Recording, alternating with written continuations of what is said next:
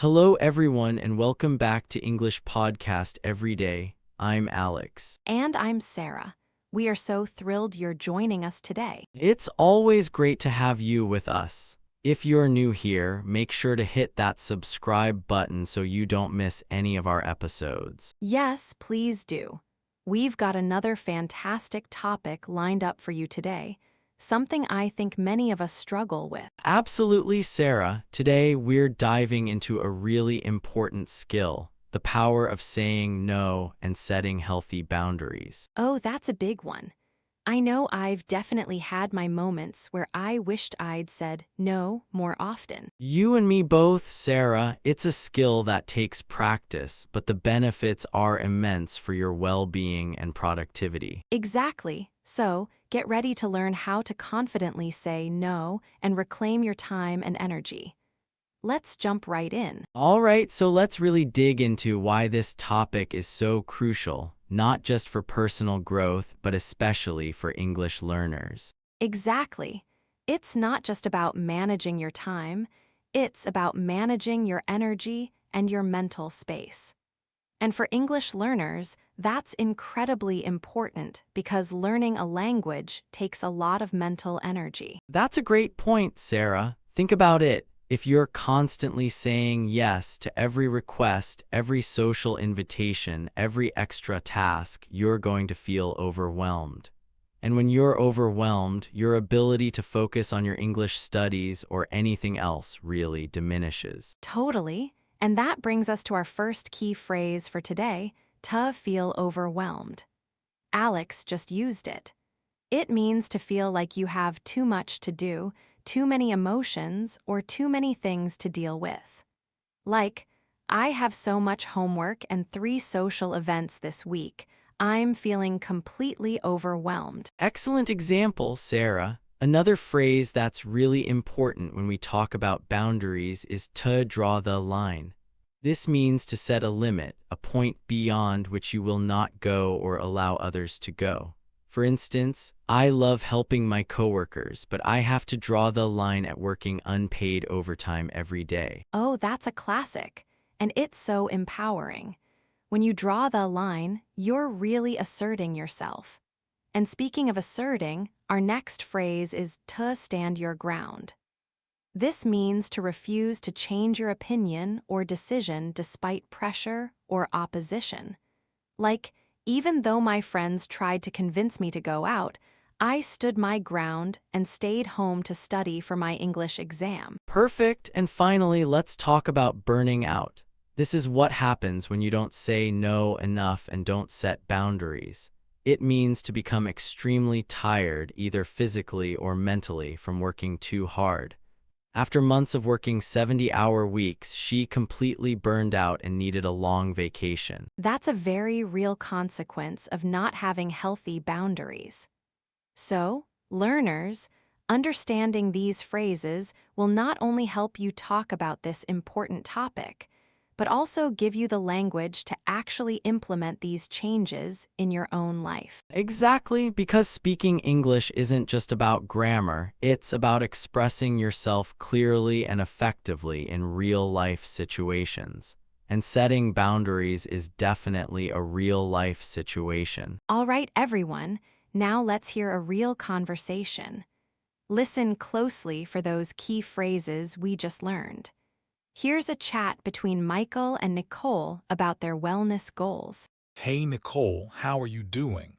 You look a bit tired. Oh, hey, Michael. Yeah, I'm okay. Just feeling a little overwhelmed, to be honest. My boss asked me to take on another project, and I already have so much on my plate. Oh no, that sounds tough. I remember when I was feeling overwhelmed last month, I almost burned out. I was working too much. Exactly. I'm worried about that. I need to get better at saying no. But it's so hard, especially when it's your boss. I know the feeling, but you have to draw the line somewhere, right? For your own well-being. You're right. I guess I need to stand my ground more. I told myself I wouldn't take on anything extra this quarter. Good for you. It's important to protect your time and energy. You don't want to burn out completely. Yeah, I really don't. I'm trying to focus on my fitness goals, too. And if I'm always working, I won't have time for the gym. Exactly. You need to prioritize. Maybe you can talk to your boss and explain that you're feeling overwhelmed and need to draw the line. That's a good idea. It feels a bit scary, but I know it's for the best. I can't keep saying yes to everything. Definitely. And if your boss tries to pressure you, you just have to stand your ground. Remember, your health comes first. You're right. I appreciate the encouragement, Michael. It really helps. Anytime. We all need to support each other in setting healthy boundaries. It's so easy to let work take over. It really is.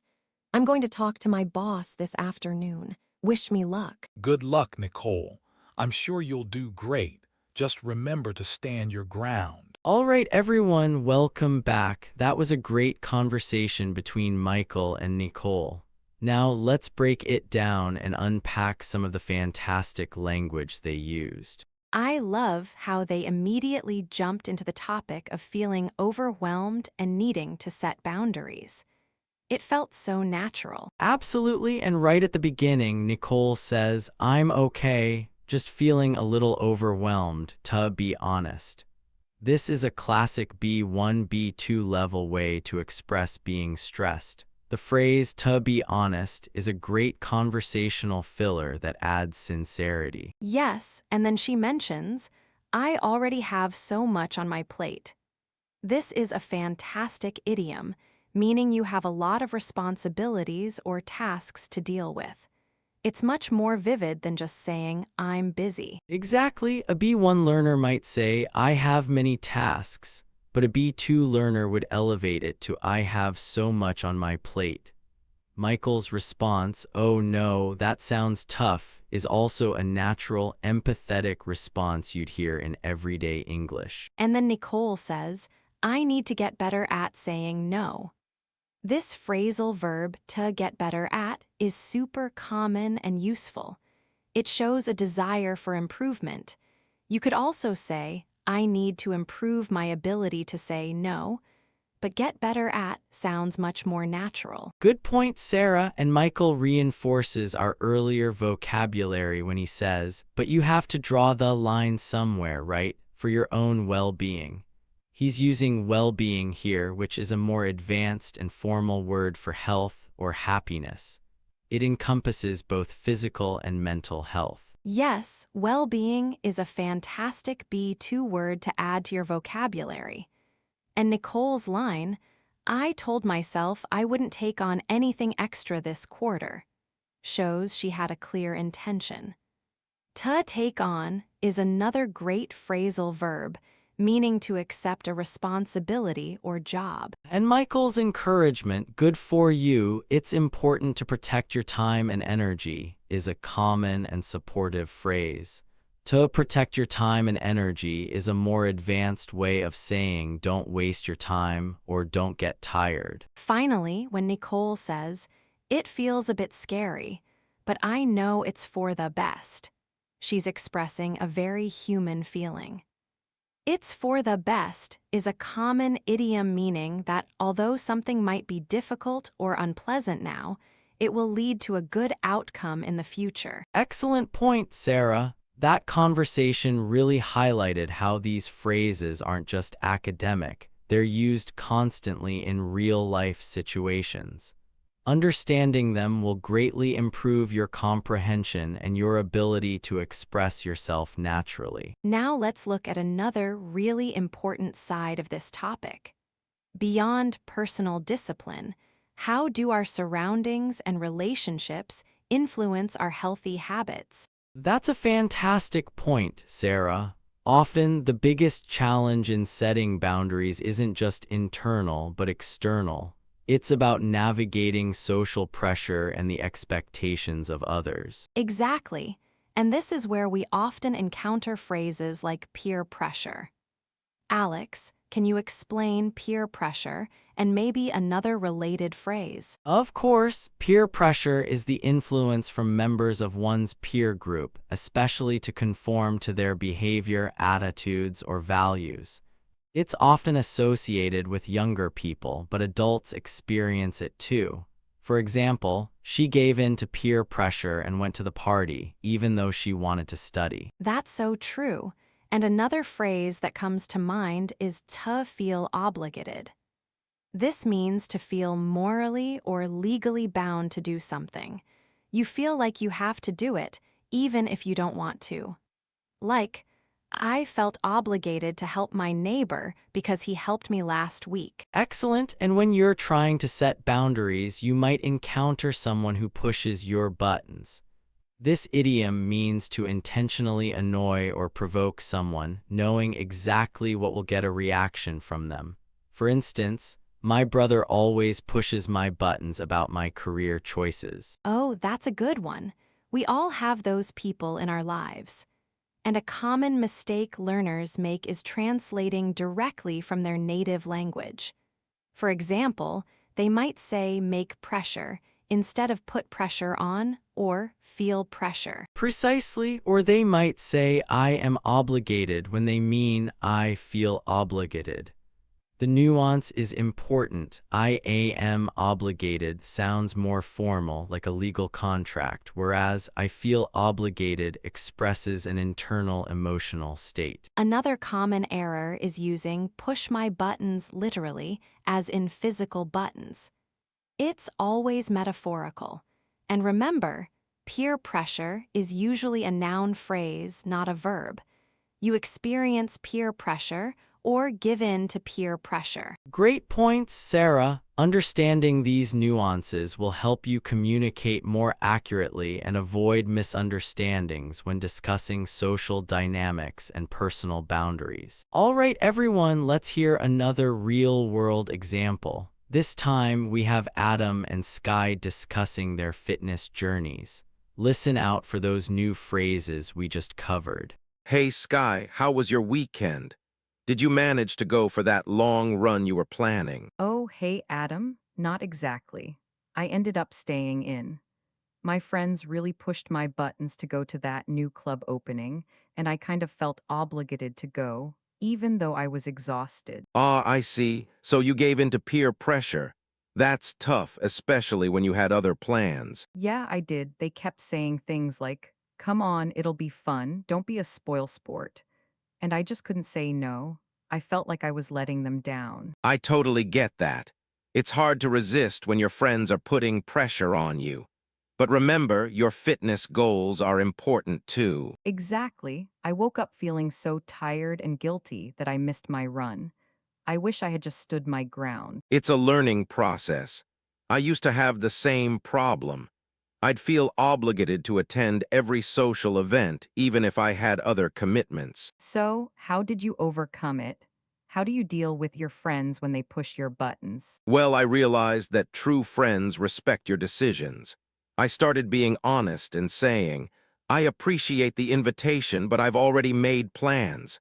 Or, I need to prioritize my rest tonight. Sometimes they still try to convince me, but I just stand my ground. That's good advice. I think I need to be more assertive.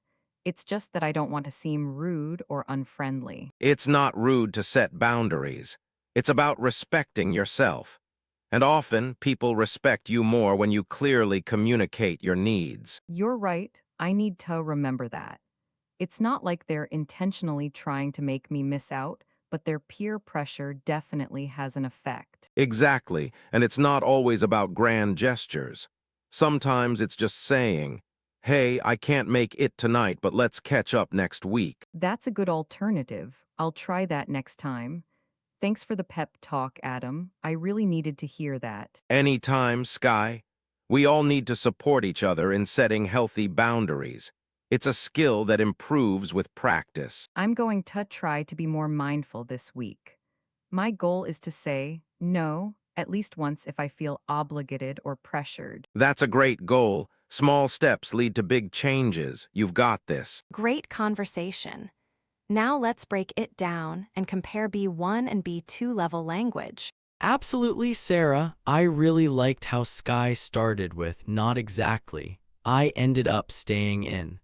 This is a very natural way to slightly disagree or qualify a yes or no answer. A B1 learner might just say, "No, I didn't go," but "not exactly" adds a nice nuance. Yes, and then she follows it up with, "My friends really pushed my buttons to go, and I kind of felt obligated to go." The phrase kind of here is a great softener, a hedging device. It shows she's not fully committed to the feeling, which is very common in natural speech. A B1 learner might just say, "I felt obligated," which is fine, but kind of makes it sound more conversational. Exactly, and Adam's response, "Ah, I see, so you gave in to peer pressure. That's tough, especially when you had other plans."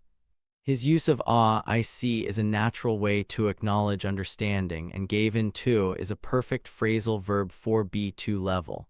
A B1 learner might say, "You accepted peer pressure," which is understandable but less idiomatic. And Sky's line, they kept saying things like, "Come on, it'll be fun, don't be a spoilsport." This is a great example of reported speech, showing how their friends were trying to persuade her. "Don't be a spoilsport" is a wonderful B2 idiom meaning someone who ruins other people's fun. A B1 learner might struggle to find such a specific, colorful expression. Absolutely, and Adam's advice, "Well, I realized that true friends respect your decisions." The use of "well" at the beginning is a common discourse marker, giving him a moment to formulate his thought. "True friends respect your decisions" is a solid, clear B1, B2 statement, but the "well" elevates the naturalness. And then Sky says, "It's just that I don't want to seem rude or unfriendly." Again, "it's just that" is a lovely B2 way to introduce an explanation or a mild objection. A B1 learner might simply say, "I don't want to seem rude," which is direct but lacks that conversational flow. Great observation, Sarah. And towards the end, Sky says, "It's not like they're intentionally trying to make me miss out, but their peer pressure definitely has an effect." "It's not like" is another fantastic B2 phrase to introduce a clarification or a counterargument. It's much more sophisticated than just saying, "They are not trying to make me miss out." And Adam's closing remark, "Small steps lead to big changes. You've got this," is a wonderful, encouraging B1, B2 idiom. A B1 learner might say, "Take small steps to change big things," which is grammatically correct but not as impactful. And "you've got this" is a very common, encouraging phrase. Exactly. This conversation beautifully illustrates how a B2 speaker incorporates those natural softeners, idioms, and more complex sentence structures to sound more native-like, while still being perfectly understood by a B1 learner. It's about adding color and nuance to your English. All right, everyone, let's do a quick recap of everything we covered in today's episode. What a fantastic journey into the power of saying no and setting healthy boundaries. We started by defining key phrases like "to feel overwhelmed," "to draw the line," and "to stand your ground." Exactly, and we also looked at the serious consequence of not setting boundaries, burning out. These phrases are crucial for discussing personal well-being and productivity. Our first audio conversation, Wellness Goals, showed Nicole struggling with feeling overwhelmed and needing to draw the line with her boss, while Michael encouraged her to stand her ground. We saw how "to be honest" and "to have so much on my plate" are used naturally. Then we explored the external challenges like peer pressure, to feel obligated, and what it means to push someone's buttons. We clarified common mistakes learners make, emphasizing the nuances of these expressions. And our second conversation, Fitness Journey, perfectly illustrated these points, with Sky giving in to peer pressure and feeling obligated, while Adam shared his strategies for standing his ground and respecting his own needs. We even learned, don't be a spoilsport. Through both conversations, we analyzed how B2 level speakers use natural softeners like kind of, discourse markers like well, and more complex phrases like it's not like to sound more natural and nuanced. So, whether you're trying to manage your workload, protect your personal time, or navigate social situations, the vocabulary and phrases we covered today will empower you to communicate your boundaries effectively in English. Well, that brings us to the end of today's episode. Thank you so much for tuning in and joining us on this important discussion about setting boundaries and saying no. We hope you found it helpful and that you feel more equipped to communicate your needs confidently in English. Don't forget to like this episode, subscribe to our channel for more English learning content,